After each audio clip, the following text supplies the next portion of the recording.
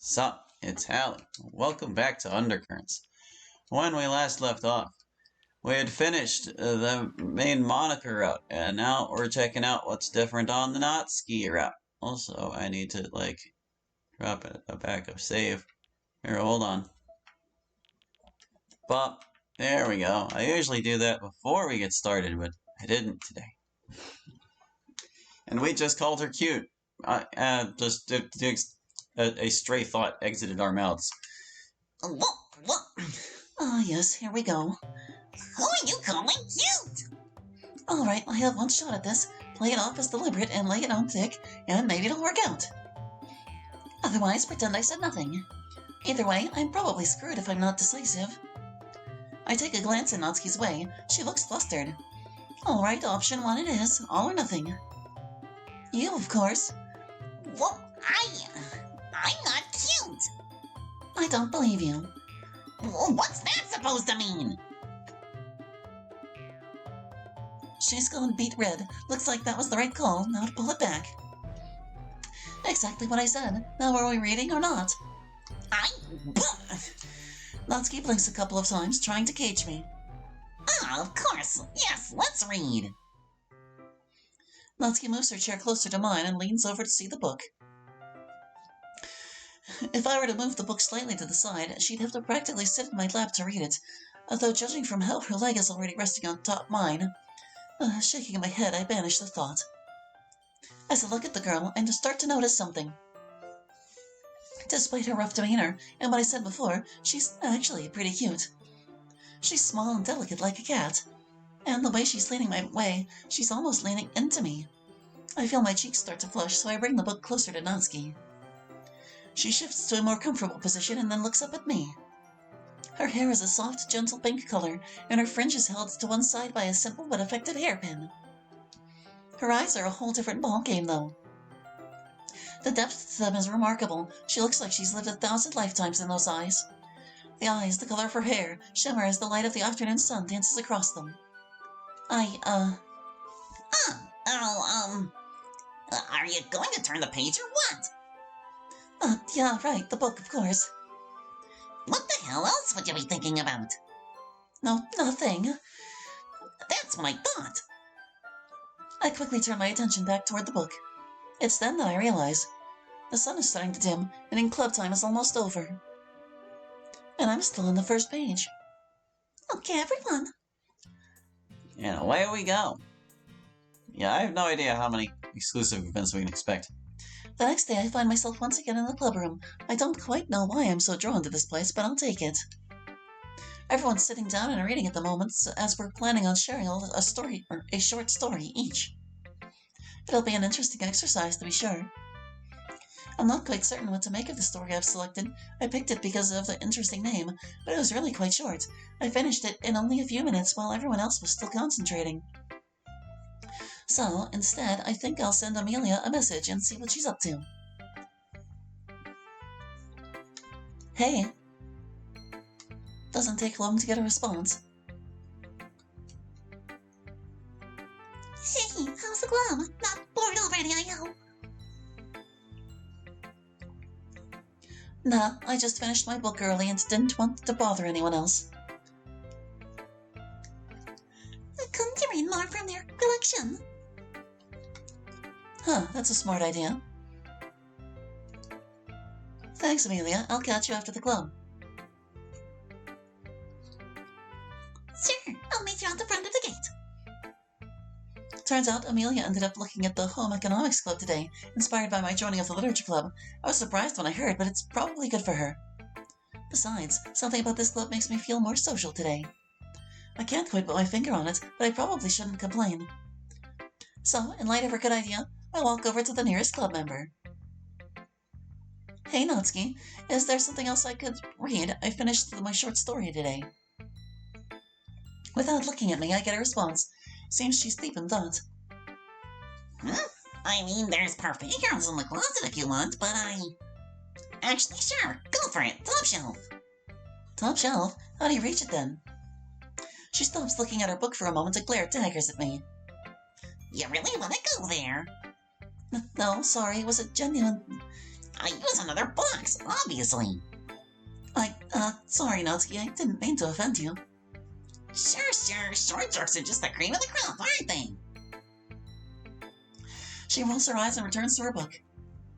Not really wanting to make it worse, I make for the closet.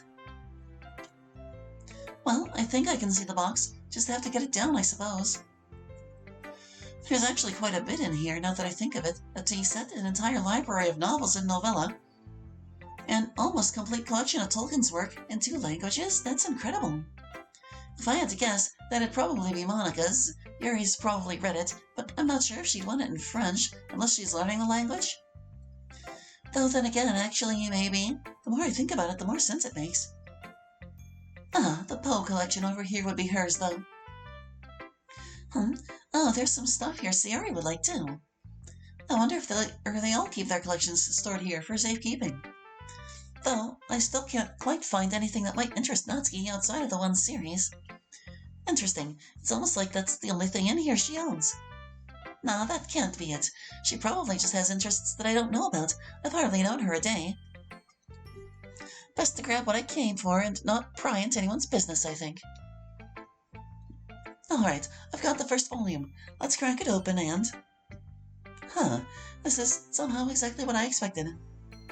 A group of cute girls on the front. Doesn't exactly tell me what the manga is about, though. Let's have a read, I suppose. No point judging it by its cover. I pause after a little while of reading. It's surprisingly slow, even for a slice of life, just gradually introducing characters in the setting. I wonder why this is so popular. As typical with manga volumes, it doesn't exactly take me long to finish the entire thing. If I had to describe it in a word, gradual. I can feel that it's going somewhere, but I've no clue where, nor how long it will take to get there. Kind of strange, honestly. Usually the first volume tells you about the tone, the feel, and the characters, but hey, I won't judge. There must be a reason Natsuki recommended it, and I'll take her word that there's something there. Oh, we're being called back. I suppose I'll keep reading tomorrow. All right, everyone, how did we go? How did we go? I found it rather shallow, I must say. Well, it was weird. I didn't know what to make of it. Oh, really? I found mine fascinating. I guess this was the activity where they all, picked books out of a basket. Or am I thinking of another mod? It's been too long. I can't remember. It was about a man who went in search of a mythical planet, and when he got there, found quite an interesting dilemma. The reason it wasn't talked about was that, even though it had cures for almost all ailments, no one wanted to go near it because it exercised free love. Noon. It actually gave me something to think about, considering how restrictive our society can be on expression and free will. Well, that sounds like a lot to cover in a short story. It was actually a little closer to a novella in length. I'm surprised it was so concise, actually. Well, what did you read, Sayori? I don't know. A chuckle washes over the club. That's just like her. Oh, really? It was odd. Wolfricks came alive and just sort of chilled. What? They just existed and people did nothing? Oh no, they tried to fight them, of course, but the ricks are so big it was hard. Eventually they just gave up and let them run free. So what was the point? That's what I'm trying to work out. Maybe it was a message about things returning to nature, but it didn't really feel like it because the things were man-made in the first place. I feel that I've read that one myself. I found there was quite a bit more to it, actually. It's been a while, but from memory, not only did the Ricks come alive, but found a way to reproduce, correct? Yeah, it was a bit strange. How fascinating. Perhaps we'll have to all have a read through sometime and think about it together. Oh, I like that idea. It does sound like a fun way to spend the club meeting. Alright, let's aim for next week sometime. I wouldn't mind rereading it either. So, Yuri, what did you read? That tale I read was, it was an old Poe story. No surprise there, but I thought you read them all. I have. It was a story I'd been meaning to return to, one of the tales that inspired Sherlock Holmes. Oh, wait, I've read that one. It follows a detective that solves a mystery of a brutal murder. I'm surprised you've read it, though there are multiple stories. That was the one that I was most drawn to. I believe I read that one Phew, I'm surprised, Harry. I would have thought you'd go for something a little more out there. I was planning to, actually, but when I saw this story again, I simply couldn't resist the chance to go over something that inspired me as a child. Of course a story like that would inspire you. Makes sense. You're always looking at gothic horror. If you read it, you'd understand. There's a draw to the unknown within all of us. Natsuki shuffles uncomfortably. I don't think there's a book in existence I could compare to. I mean, it's... She hides her face, panicking before rushing out of the room. Wait, I didn't mean to... No, it's okay. I'll hook up with her. I don't think it was you this time. Sarah races off after her, leaving Harry and Monica alongside myself, standing around awkwardly. Should I... No, I don't think that's necessary. Sarah knows her best after all. Besides, we still have your story to hear about. You want to continue without them? I don't really see why not. It could be some time before they return. All right, then. Part of me does want to wait, but I don't really know Natsuki all that well, and Sarah will be fine helping her out. I should trust them. Well, the story was very short, so it makes it a little challenging to really do justice with a summary. It's better to experience it. But I'll give it a go. Basically, there was a war, and the stock of pretty much everything is out, so they've made some replacements.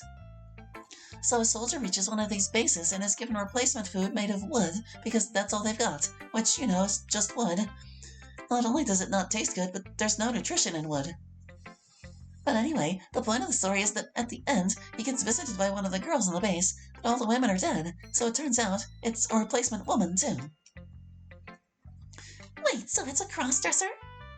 Yeah, one who pretends to be a woman to keep morale up, I suppose. But, it was a little surprising, to say the least.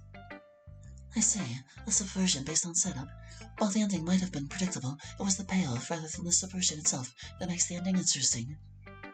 Yes, that's exactly right, though I could never have described it quite so eloquently. Oh, my apologies. I never meant to outstrip you. It seems to be happening a lot today. Nonsense, Yuri. Just be you. MC was just complimenting your command of language, right? Yeah, I just wasn't expecting it, but it really did sum it up quite well. And I thought my language skills were at least reasonably effective, geez. Wonder where she got such a command. Surely not from reading alone, right? And again, anything's possible. We spend some time passing around small talk about our stories and about some of the things that interest us, but neither Sayori nor Natsuki return. At the end of club time, we go our separate ways.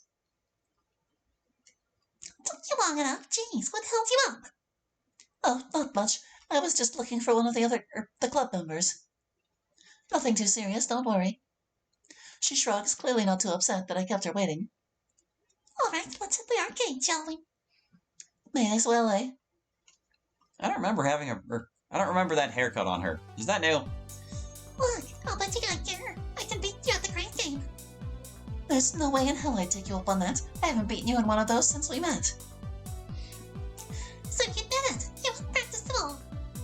Of course not. I have more important things to do. School, ringing a bell, grades. Well, aren't you just a little ray of sunshine? I have literally not ever in my entire existence been a ray of sunshine, partially because I am a human, not the refraction of light via water in the air, and partially because I don't care for positive attitudes. Is that so? Why join a literature club full of such bright personalities? I don't want to talk about it. Amelia pauses for a brief moment, peeling her eyes away from the game she had started during our conversation. You okay? Yeah, I'm fine. All sunshine and rainbows here. She frowns. If you want to talk about it, you can't, all right. I look away from her.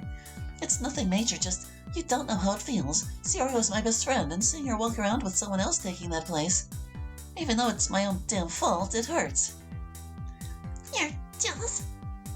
I expect her to make fun of me, but instead she turns her full attention onto me, only slightly wincing when her character dies. Of what? The fact that Siri's a friend? No, that'd be ridiculous. Or of the fact that other people moved on, while you're stuck reliving those moments. I can't look her in the eye. I know how it feels. Trust me, I do. You've tried to get on with your life, but nothing works. It's like a loop. Every time you think you're past it, something makes you fall back again. But you have to remember that it's happened. You'll never forget what happened. Never not feel guilty for it. But at least come to terms with it. Know that if it did happen, it isn't the end. While you still throw it out, you have the power to make things better. That's all that matters, right? Right at the start. Did I click? Did I actually click? I'm losing my marbles. Hold on. Not the phone. That history's part of this one now, isn't it? Yeah. Making life better for you and all you care about. But that's the problem, isn't it? I don't care. Not anymore. She places a hand on my face, drawing my gaze back toward her. You and I both know that's not true. It was not so long ago. But you know that's not the case anymore. See how you never wanted that club of awakens that back inside of you. You're not a heartless machine, Melanie. You never were. Just a cold, weary traveler who's had their heart defrosted. And you? You did too. I pull away from her hand, looking her in the face. Who do you think gave me the strength to try? I'm sorry I've never said it before, but I owe you a debt I cannot repay, Amelia. No, you owe me nothing, alright? Just being around you is enough for me. You forget you're the only one who even looks at me. For such a long time, I've been wanting to ask what it is that she means by that, but I put it off. I wouldn't dare ruin this moment for her. Instead, I ruffle her hair, a smile coming to my face. Thanks, Amelia. I really needed this.